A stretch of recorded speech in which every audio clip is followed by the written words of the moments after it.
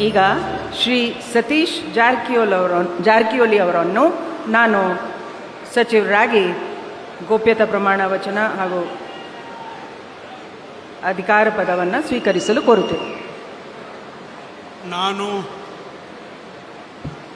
ಸತೀಶ್ ಜಾರಕಿಹೊಳಿ ಎಂಬ ಹೆಸರನ್ನು ನಾನು ಕಾನೂನಿನ ಮೂಲಕ ಸ್ಥಾಪಿತವಾದ ಭಾರತದ ಸಂವಿಧಾನ ವಿಷಯದಲ್ಲಿ ನಿಜವಾದ ಶ್ರದ್ಧೆ ಮತ್ತು ನಿಷ್ಠೆಯನ್ನು ಹೊಂದಿರುತ್ತೇನೆಂದು ನಾನು ಭಾರತದ ಸಾರ್ವಭೌಮತ್ವವನ್ನು ಮತ್ತು ಅಖಂಡತೆಯನ್ನು ಎತ್ತಿ ಹಿಡಿತೇನೆಂದು ಮತ್ತು ಕರ್ನಾಟಕ ರಾಜ್ಯದ ಮಂತ್ರಿಯಾಗಿ ನನ್ನ ಕರ್ತವ್ಯಗಳನ್ನು ಶ್ರದ್ಧಾಪೂರ್ವಕವಾಗಿ ಮತ್ತು ಅಂತಃಕರಣಪೂರ್ವಕವಾಗಿ ನಿರ್ವಹಿಸ್ತೇನೆಂದು ಭಯ ಅಥವಾ ಪಕ್ಷಪಾತವಿಲ್ಲದೆ ರಾಗದ್ವೇಷ ಇಲ್ಲದೆ ಎಲ್ಲ ಬಗೆಯ ಜನರಿಗೆ ಸಂವಿಧಾನಕ್ಕೆ ಮತ್ತು ಕಾನೂನಿಗೆ ಅನುಸಾರವಾಗಿ ನ್ಯಾಯವಾದವನ್ನು ಮಾಡುತ್ತೇನೆ ಎಂದು ಶ್ರದ್ಧಾಪೂರ್ವಕವಾಗಿ ಪ್ರತಿಜ್ಞೆ ಮಾಡುತ್ತೇನೆ.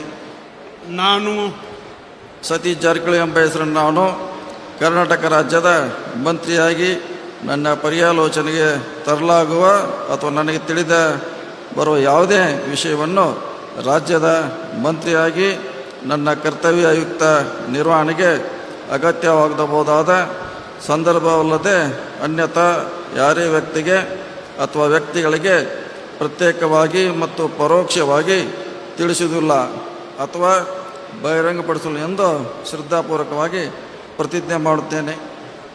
ಧನ್ಯವಾದಗಳು ಸರ್. ಮಾನ್ಯ ಸಚಿವರು ಈಗ ಪ್ರಮಾಣ ವಚನಕ್ಕೆ ಸಹಿ ಮಾಡಲಿದ್ದಾರೆ.